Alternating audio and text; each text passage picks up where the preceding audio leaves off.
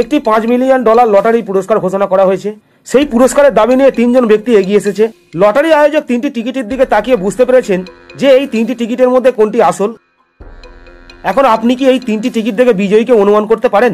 এই 1 নম্বর ব্যক্তি, 2 নম্বর ব্যক্তি, না 3 নম্বর ব্যক্তি?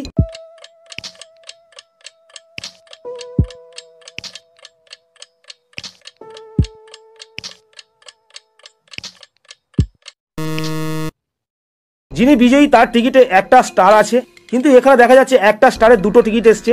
এর মধ্যে প্রথম ব্যক্তির একটা স্টার যে টিকিটে আছে সেই টিকিটে বানানটি ভুল আছে, আর দ্বিতীয় ব্যক্তির টিকিটে যে একটা স্টার আছে তাতে বানানটি সঠিক আছে।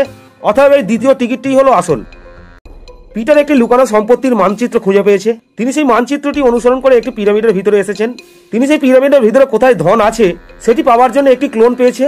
পিটারকে সেই ক্লোনের সমীকরণগুলি সমাধান করতে হবে এবং ধনটি পেতে কফিনের মানটি খুঁজে পেতে হবে যে কোথায় ধনটি আছে, 8, 10, 7 না 5।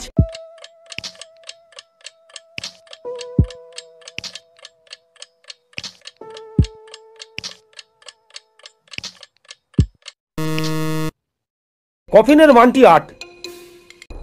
দুজন অপরাধী একজন বিজ্ঞানীকে ধরবার জন্য তাকে অনুসরণ করছে। সেই বিজ্ঞানীটি কোনোভাবে তাদের পিছনে ফেলে এমন একটি জায়গায় এসে উপস্থিত হয়েছে যেখানে 2টি রাস্তা আছে। এই 2টি রাস্তার মধ্যে একটি সন্দেহজনক বলে মনে হচ্ছে। এখন আপনি কি অনুমান করতে পারেন যে এই 2টি রাস্তার মধ্যে সন্দেহজনক রাস্তা কোনটি? এই 1 নম্বর রাস্তা না 2 নম্বর রাস্তা?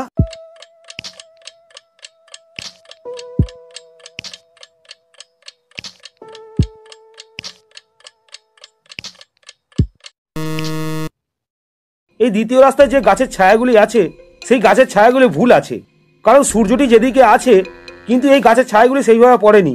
তাই বিজ্ঞানী এই 1 নম্বর রাস্তাই বেছে নেবে।